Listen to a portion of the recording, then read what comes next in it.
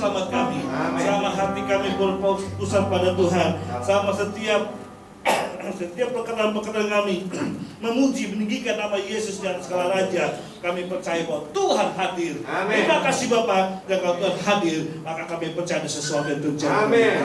Terima kasih Tuhan. Terima kasih. Dalam nama Tuhan Yesus Kristus, kami berdoa dan siap mendengar firman Tuhan. Dan Tuhan tolong supaya kami melakukan firman Tuhan. Dalam nama Tuhan Yesus Kristus. Haleluya. Amin. Boleh kita? Ya, Bapak Ibu Shalom, apa kabar? Terima kasih buat Bapak Eko dan Bapak Andreas yang sudah mengundang kami. Terima kasih Bapak Eko sudah melayani. Haleluya. Haleluya. Ya Bapak Ibu, kalau kita dengan tema sepanjang minggu ini kita belajar di house family masing-masing ya, via Zoom atau via WA, WhatsApp, dengan tema sepanjang minggu ini mengingat kebaikan Tuhan. Mazmur 106 ayat 1 sampai 48, pasti di situ kita mempelajarinya. Yuk kita baca ayat satunya sebagai kekuatan iman kita untuk mengingat akan kebaikan Tuhan. Mazmur pasal 106 ayat 1. Boleh PPT-nya di... Oh, lagi sayang sekali. Ya, kasih setia Allah dan keteguhan hati Israel. Mazmur 106 ayat 1. Sudah ketemu? Kita baca bersama-sama, biarkan apa yang kita perkatakan kita terdengar di telinga kita dan kita aminkan dalam hati kita dan kita lakukan, maka kita percaya setiap firman yang kita perkatakan akan menguatkan iman kita. Kalau kita kuat, kita percaya apa sih yang tidak bisa Tuhan berikan. Karena anak kita semangat hidup berkuasa. Mazmur 106 ayat 1 kita baca bersama ya. 2, 3. Haleluya. Bersyukurlah kepada Tuhan sebab Ia baik, bahwasanya untuk selama-lamanya kasih setianya. Amin. Haleluya. Wah, your goodness of God. Kebetulan EJB akan ulang tahun dengan tema saya kasih sesuai dengan sama tentang kebaikan Tuhan. Di sini diperjelas, remember, ingatlah kebaikan Tuhan. Siapa yang mengalami tentang kebaikan Tuhan di antara kita? Oh, baru 5 orang ya. Oh, 10. Oh, ada yang tidak mengalami? Ya, ini yang berkata dalam pemazmur. Tapi kalau kita ingat pemazmur itu banyak penulisnya, bukan hanya Raja Daud juga, tetapi juga Musa. Dia menulis 5 kitab dari Kejadian sampai Imamat, Bilangan, Ulangan, anak yang baru teologi di sekolah tadi. Ya, 5 kitab dan tambah juga di Mazmur, Musa juga menulis. Jadi ketika ayat 106 ini ditulis oleh siapa? Oleh Musa, karena mengingatkan kebaikan Tuhan yang dialami bangsa Israel, diingat kembali oleh Musa di dalam kitab Mazmur. Haleluya, bersyukur kepada Tuhan sebab Ia baik, bahwasanya untuk selama-lamanya kasih setianya. Kebaikan apa sih yang sedang Musa ingatkan kepada bangsa Israel ketika mereka hampir 450 tahun ada di Mesir dan tinggalkan bangsa Kanaan? Sekarang mereka sudah ada di Kanaan, mereka harus ingat kalau negara ditinggalkan, segala sesuatu nggak ada yang kerjakan pasti hancur belantara 450 tahun. Nah, ketika bangsa Israel ada di Mesir, sama demikian dari Yusuf sampai ke Musa itu dibawa kembali ke Kanaan sekitar 40 tahun dalam perjalanannya. Wow, melihat waktu mereka sampai di tanah Kanaan, apa yang terjadi? Dikatakan penuh madu, susu dan melimpah. 450 tahun enggak dirawat, tapi kau tetap terpelihara. Itulah yang sedang Allah janjikan kepada bangsa Israel untuk kembali ke tanah Kanaan.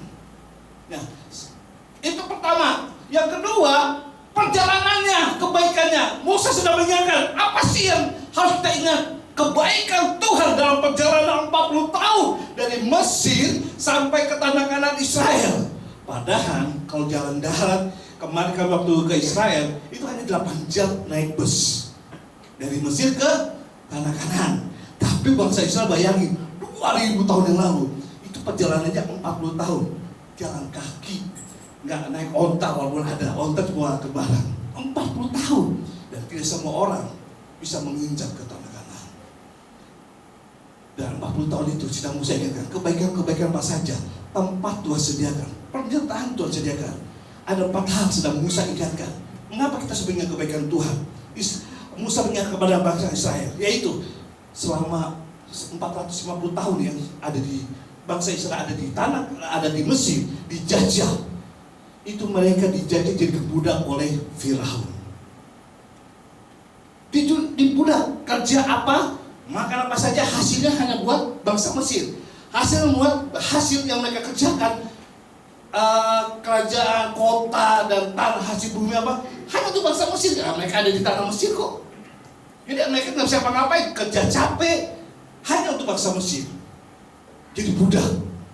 Nah, ingat ya, 350 tahun Indonesia jajah Belanda. Belanda itu hanya sebuah kabupaten yang kecil.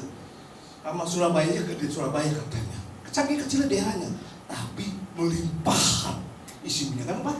Merampok di Indonesia. Datang harus dijajah, diambil semua. Indonesia di negara sendiri dijajah, diambil dan disimpan di negara Belanda 350 tahun, bayangin. Makanya melimpah stok gudang di Belanda sana. Yang paling kecil lagi Jepang hanya 3 tahun, tapi mereka juga merampok. Rasanya gimana orang Indonesia? Nggak pernah bertumbuh kan? Tidak pernah melihat kota Jakarta besar, kota Surabaya besar. Kenapa? Karena pas dulu walaupun di negara sendiri tetapi dijajah tidak enak. Nah, sama dengan bangsa Israel. Ingat loh, kamu dulu pernah hidup di dalam penjajahan di negara Mesir. Apapun yang kamu berbuat percuma, karena hasilnya buat bangsa Mesir. Tidak enak hidup dalam penjajahan. Lalu yang kedua apa? Ketika Tuhan janjikan, ayo kembali ke tanah Kanaan penuh madu dan susu dan melimpah tanah perjanjian tersebut, mereka juga diluputkan dari 10 hukum. Bayangin, Bapak Ibu, kalau Tuhan menghukum, pasti satu negara kalau kena hukuman, pasti semua kena dong. Tapi bangsa Israel kok tidak? Karena ada Tuhan yang melindunginya. 10 hukum tulah kepada bangsa Mesir. Bangsa Mesir kepada Firaun, pejabat tentara dan rakyatnya. Dan bangsa Israel aman, hukum 10 hukuman, 10 tulah yang diberikan pada bangsa Mesir. Israel ada di negara Mesir, tapi dia aman. Amin. Kebaikan Tuhan. Ingat, kalau kamu mati dari dulu di Mesir sudah mati. Mati karena kerja paksa, mati karena hukuman 10 tulah yang Tuhan berikan pada bangsa Mesir. Karena kamu ada di Mesir. Tapi kok bangsa Israel aman, yang selamat.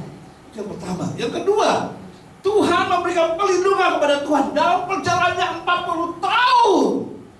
Perjalanannya Tuhan memberikan tiang awan dan tiang api. Itu non-stop Bapak Ibu. Kamu tidur sebentar doang di padang gurun. Tapi perjalanan jalan terus, belum ada listrik, belum ada lampu-lampu, tapi terang benderang di malam hari. Di sana kalau di padang gurun, kalau panas panasnya pol, kalau dinginnya pol. Waktu kami ke Mesir di Mesir waktu derajatnya sekitar 15%. Waktu di Hard Rock makan malam, makan sore hari, dinginnya minta ampun. Itu 15 Celsius derajat aja di sini udah dingin ya. Di sana dia minta ampun, kita keluar dari restoran dingin itu udah 16 derajat belum min. Kadang-kadang kalau saya di bawah min, jadi bawah 16 derajat aja, kata 15 derajat sudah kedinginan. Kalau panas, kata bangsa Israel, pada gaib orang Israel, kalau mau lihat neraka, ayo ke Israel pada saatnya gini, pada bulan-bulan kemarau. Itu kalau panasnya bisa 60-70% Celsius derajat. Panasnya minta ampun, katanya gitu. Nah, tetapi apa? 40 tahun perjalanan baik siang maupun malam, Israel itu aman Bapak Ibu. Nggak pernah kedinginan, nggak pernah namanya kepanasan, karena Tuhan menyertai. Ketika kedinginan, Tuhan kasih tiang api biar hangat terus. Nah, kalau hangat itu enak. Dan kalau kepanasan dikasih tiang awan 40 tahun nggak bayar. Tuhan kasih perjalanan gratis. Yang ketiga, Tuhan kasih makan dan minum dalam perjalanan. Apa enaknya? Waktu kami perjalanan ke Israel dari Mesir ke Israel, naik bus 8 jam, itu penuh dengan makanan Pak ya. Kue-kue dari kota kita ambil buat makan perjalanan. Nah, bayangin, Israel dulu belum ada namanya chef Juna, tukang masak, tidak ada. Tapi Tuhan kasih makan selama dalam perjalanan 40 tahun baik siang maupun malam. Dikasih apa saja? Ada mana, roti, ada juga burung gagak dan lain-lain. Wow, hebatnya Tuhan. sampai urusan kampung tengah Tuhan pelihara, Tuhan perhatikan. Nggak perlu chef, nggak perlu masak, ngoyo-ngoyo mosok, Tuhan sediakan. Itu yang ketiga. Dan keempat, Tuhan memberikan kemenangan. Ketika mereka dari Mesir mau ke tanah Kanaan 40 tahun, harus melewati negara-negara bagian, kerajaan-kerajaan bagian yang semua bangsa kafir dan tidak kenal Tuhan. Dan mereka harus melawan. Bangsa Israel bangsa mental budak, tidak pernah diajar untuk berperang. Tetapi apa yang terjadi? Kok diberikan kemenangan? Kenapa? Tuhan yang berperang kepada musuh-musuh bangsa untuk melewati setiap perbatasan demi perbatasan menuju tanah Kanaan yang penuh madu dan susu. Amin. 4 hal yang Tuhan ingatkan. Ingatlah, hei umat Tuhan.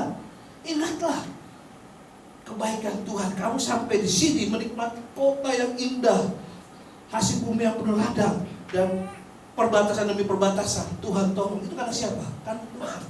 Tapi anehnya, dasar dablek juga bangsa Israel, tegar tengkuk, masih suka mengeluh pada Tuhan, masih suka marah-marah pada Tuhan, amnesia kepada kebaikan Tuhan. Sampai sini yang suka amnesia. Oh, kalau ditagih utang amnesia, belum pernah ingat. Kalau minjem nggak amnesia. Kali tagih amnesia. Apa ya? Siapa aku ya? Di mana ya? Ada apa ya? Nah, bangsa Israel amnesia pada Tuhan. Sudah ditolong daripada Tuhan, tapi masih suka ngomel, ngantuk dan lain. Berbagai kebaikan Tuhan untuk menuntut umat Israel selalu dibalas oleh umat Israel dengan perbuatan dosa sampai ke Lenggel. Di Mazmur 106 ayat 43 itu daftar dosanya Israel, di mana Tuhan benci sebenarnya, yang ditulis oleh Musa. Tapi Tuhan tetap baik. Amin. Sudah ditolong, masih juga ngeyel, masih suka melawan, memberontak, tapi Tuhan tetap baik. Kita lihat sih dosa apa saja sih? Kita bertanya, tadi kebaikan Tuhan pada bangsa Israel, kan dosa apa saja? Dosanya itu mengabaikan nasihat Tuhan. Perintah-perintah Tuhan suka dibuat, itu untuk orang itu, saya tidak. Perintah itu untuk para pendeta jemaat tidak. Seolah ada perbatasan, tidak. Setiap firman Tuhan berlaku, mulai dari para nabi, imam, maupun kepada umatnya. Sama-sama, kalau kasih perintah A, ya A. Kalau melarang B, ya B harus dilarang. Sama. Nah, tapi mereka mengabaikan. Yang kedua, suka bersungut-sungut di dosanya umat Israel. Yang ketiga, suka mengkritik pemimpin mereka. Musa, ngapain kamu bawa kami jauh-jauh dan mesti ke tempat sini? Kok kami penuh dengan kelaparan, kehausan, dan lain-lain. Hei, mereka lupa bahwa mereka sampai saat ini bisa makan, bisa minum, bisa berpakaian, bahkan bisa. Nggak ada nama sepatu yang bermerek. Sepatu biasa saja, kulit biasa, tapi bisa tahan 40 tahun melawan panas dan dinginnya cuaca yang ekstrim di padang gurun. Wow, mereka masih mengeluh saja. Mereka kadang masih juga menyembah berhala. Nah, ketika ada hukum Taurat diberikan, tunggu ya, aku mau berdoa pada Tuhan, mau berbicara. Mereka merasa, kita ditinggalkan pemimpin, kita ditinggalkan tuntunan kita, idola kita Musa, kita ditinggalkan Tuhan. Wow, seolah-olah kalau ditinggalkan pemimpin rohani, seolah-olah ditinggalkan Tuhan. Sehingga apa mereka lakukan? Mereka, mari kita buat Tuhan kita sendiri. Dia ambil apa? Emas-emas apa yang ada pada mereka dikumpulkan, dilebur jadikan patung dan mereka menyembah. Kurang ajarnya bangsa Israel. Baru tinggal Musa hanya beberapa hari saja, seolah ketinggalan pemimpinnya, seolah-olah ketinggalan Tuhan. Yes, Tuhan pakai para pemimpin rohani, tapi tetap kasih setia Tuhan bukan hanya untuk para pemimpin rohani, kepada setiap orang yang berseru dan berharap pada Tuhan. Amin. Kasih mujizat dan teguran itu sama diberikan. Jadi jangan merasa kehilangan. Aduh, nggak ada pemimpinku. Aku seperti anak tiri tidak terbimbing. Padahal ingat, Tuhan berkata, akulah Bapamu. I know how as a father. Nyanyi lagu yang sudah kita nyanyikan itu AGBN. Ku tahu engkau adalah Bapakku dan ku tahu engkau juga sahabatku. Wow. Tuhan bukan hanya sebagai pencipta langit dan bumi, tapi dia juga mau sebagai seorang Bapa. Kita calling panggil dia Bapak, Babe. Kalau orang Betawi, nggak masalah. Dia senang, dia happy dipanggil. Ketika anak saya saja, kalau udah gede, sekarang kejar manggil Papa. Kalau ada butuhnya, Pak. Dulu seringkali Papa, kita peluk ya, masih kecil ya. Udah gede, kalau ada butuh bapaknya baru, Pak. Tapi bapaknya senang dengan perkataan itu. Betul bapak-bapak? Betul? Apa kalau istrinya dong manggil Pak, baru senang. Kalau anak manggil Pak, wah dia ada maunya. Enggak kan? Sama ada maunya sih. Tapi senang gitu. Karena kita rindu dipanggil Bapak. Itu seorang bapak ketika dipanggil anaknya. Ketika seorang istri panggil suami, Pak, wih seneng ya. Seneng.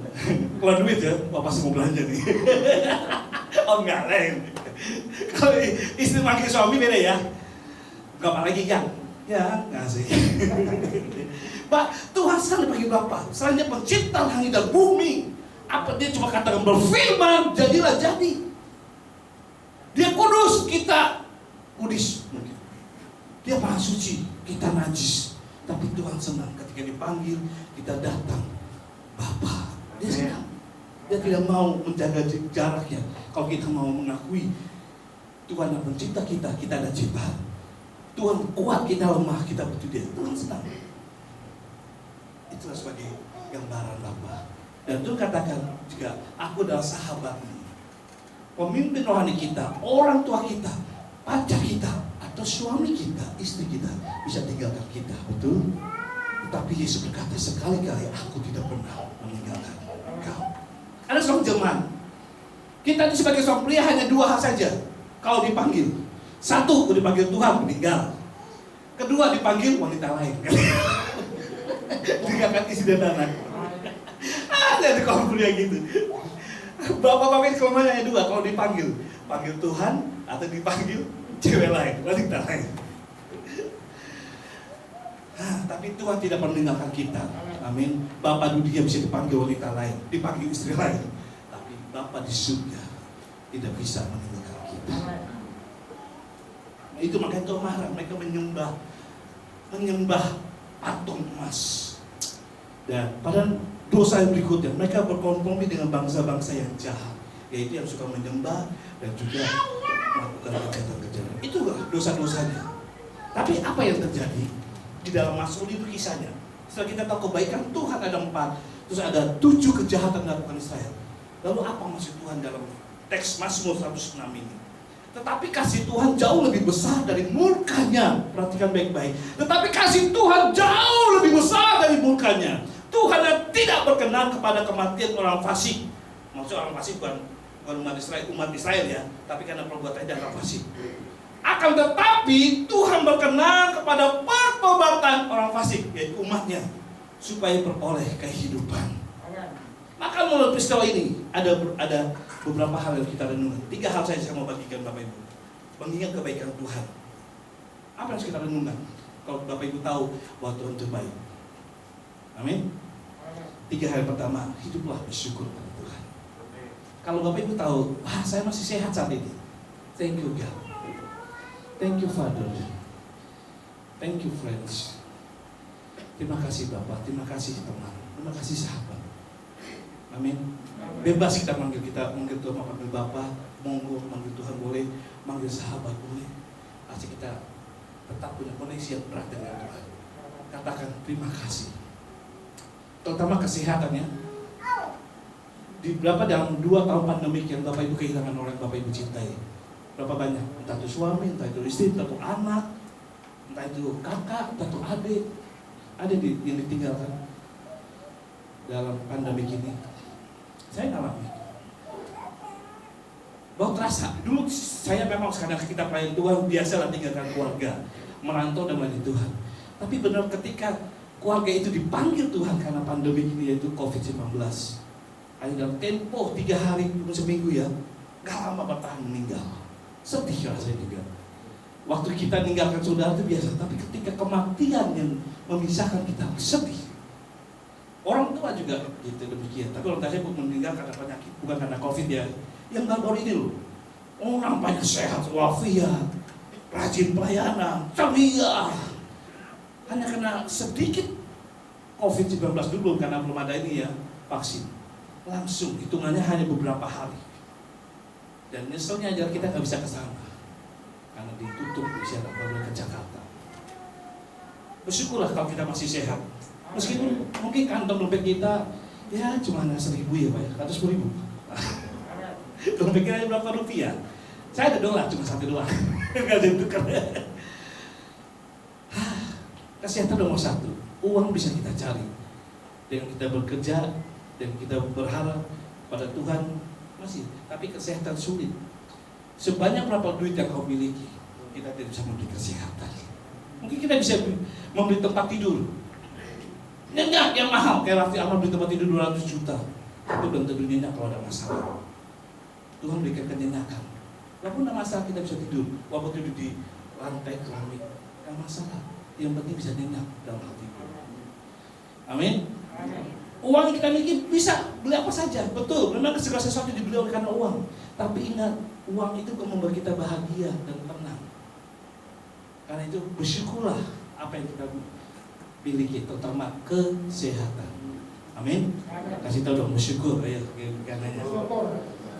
Bersyukur itu apa sih? Nah, pertanyaannya, hidup bersyukur artinya bersyukur berarti pasrah pada keadilan dan kasih Tuhan.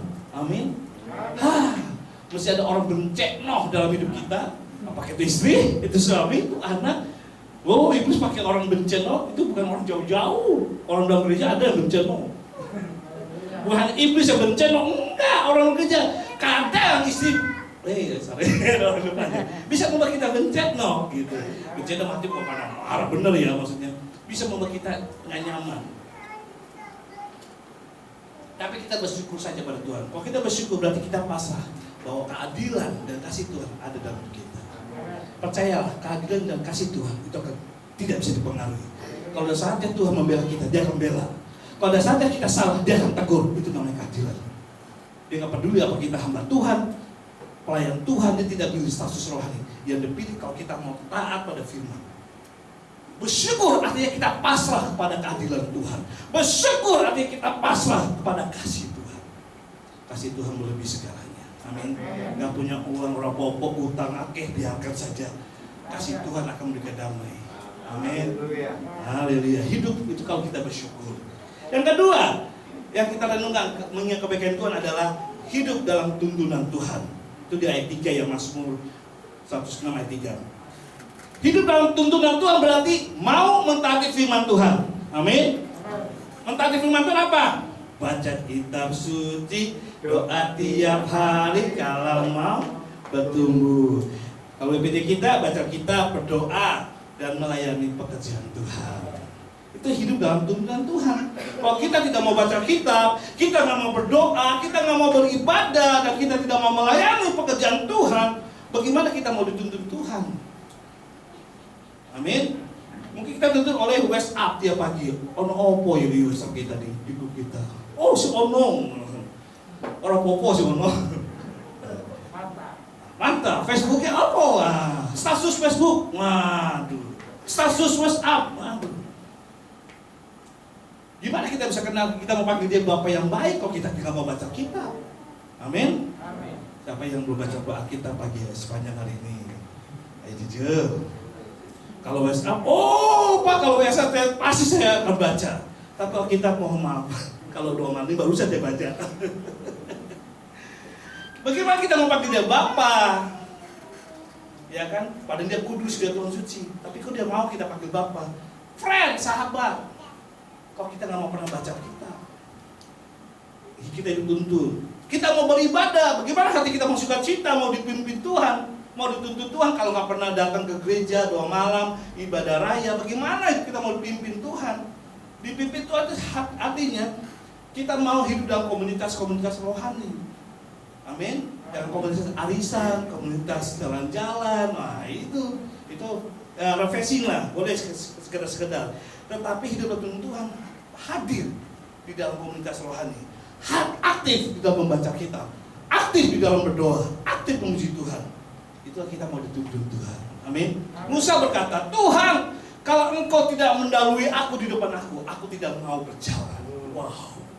Kalau engkau tidak di depanku, aku tidak mau berjalan. Kalau engkau tidak menuntunku, aku tidak mau berjalan. Dia mau move, bergerak. Kalau Tuhan ada Tuhan. Amin. Itu yang ada hidup dalam tuntunan Tuhan. Yang ketiga, yang kita renungkan tentang kebaikan Tuhan adalah berpengharapan pada kasih setia Tuhan. Berharap kepada kasih setia Tuhan. Pengharapan Israel akan keselamatan itu telah digenapi oleh Allah melalui Yesus Kristus. Kalau kita berharap, berarti kita yakin hanya pada kuasa Tuhan Yesus. Amin. Karena juga berharap, ya kan? Berharap, nah itu tergantung kepada siapa. Tapi kalau kita mengingat kebaikan Tuhan, ya berharap pada Yesus. Aduh, saya belum punya rumah, masih ngontrak aja, berharap saja. Jangan cepat-cepat ambil tindakan. Berharap pada peko pinjam duit, mau beli rumah. Ojo. Itu banyak yang berharap pada Yesus, pada manusia. Amin. Berharap, belum punya suami kau masih makal, masih suka keliruan, berdoa, berharap pada Tuhan. Jangan pagi ke dukun, ke orang pintar. Gimana supaya suami saya menang di rumah ya? Ojo. Gimana saya supaya laku ya? Dia masih jomblo. Berharap pada Tuhan. Selama kita percaya bahwa Yesus itu maha kuasa, apa sih nggak bisa Tuhan berikan? Ketika dia berfirman, langit dan bumi jadi. Ketika dia berfirman, terang, jadilah terang. Waktu dia berfirman, jadilah daratan, jadi daratan. Lautan, jadi lautan. Oh, Tuhan hanya berkata-kata, jadi. Apalagi masalah jomblo, masa Tuhan nggak bisa berikan? Amin. Masa pertobatan, masa Tuhan nggak berikan? Masalah masa depan, masa Tuhan nggak bisa pulihkan, memberkati? Berharap berarti hanya percaya kepada kuasa Tuhan. Amin. Masalahnya kita nggak sabar nunggu kuasa Tuhan, betul? Maunya kuasa kita cepat aja. Doa, minta mobil, cepat pengen dapat mobil. Minta rumah, cepat dapat rumah. Minta jodoh, cepat dapat jodoh. Waduh, itu bukan Tuhan namanya, pembantu. Ya kan, Tuhan saya minta rumah, Tuhan kasih. Wah, itu bukan pencipta namanya, pembantu itu Tuhan. Ya. Kita langsung minta sabar. Jadi kita percaya ada waktunya. Amin. Bahkan Tuhan katakan apa yang tidak kita pikirkan itu memang Tuhan sediakan. Wow. Apa yang nggak pernah kita pikirkan oleh pikiran kita, itu Tuhan akan sediakan bagi kita. Jadi 3 hal. Ketika kita mengingat kebaikan Tuhan, apa yang kita pelajari dari pelajaran Musa kepada bangsa Israel, yaitu hiduplah dengan yang penuh ucapan syukur. Hiduplah dengan dituntun Tuhan setiap hari. Hiduplah dengan berharap hanya kepada Tuhan. Percaya kuasa Tuhan dahulu, sekarang, sampai selama-lamanya tidak pernah berhenti. Haleluya. Terima kasih Tuhan. Haleluya. Mari kita berdoa. Syikara Bapa Takaya Ramana Syikaya Ramana. Berbahagialah orang-orang yang berpegang pada hukum, yang melakukan keadilan itu segala waktu. Ingatlah aku ya Tuhan, demi kemurahan terhadap umat-Mu. Perhatikan aku demi keselamatan daripadamu, supaya aku melihat kebaikan pada orang-orang pilihan-Mu, supaya aku bersuka cita dalam sukacita umat-Mu, dan aku bermegang bersama-sama milik-Mu sendiri. Terima kasih Tuhan. Mari kita bersyukur Bapak Ibu. Mari kita firman Tuhan. 3 hal yang kita renungkan untuk mengingat kebaikan Tuhan. Shikara Bapa Takaya Ramana Shikara Bapa Takaya Ramana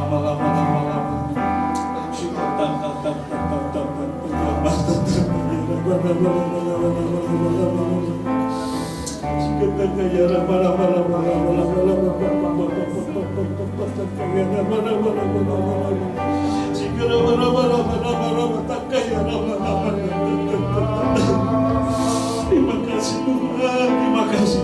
Engkau pada syukur pada Tuhan pada malam hari ini.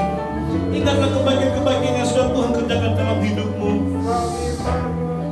Ingatlah kebaikan-kebaikan yang sudah Tuhan lakukan dalam kehidupan pribadi kita. Kesehatan yang sudah Tuhan berikan, keluarga yang utuh Tuhan berikan, pekerjaan yang sudah Tuhan kasih, usaha yang kita miliki, bersyukurlah. Bahkan gereja tempat kita beribadah untuk terus bertumbuh dan bisa melihat pertolongan-pertolongan Tuhan melalui setiap kegiatan-kegiatan ibadah rohani. Mari kita bersyukur. Itu tanda Tuhan masih ingin kita untuk tetap bersyukur meskipun Tuhan izinkan badai, persoalan terjadi. Bahkan hati mengatakan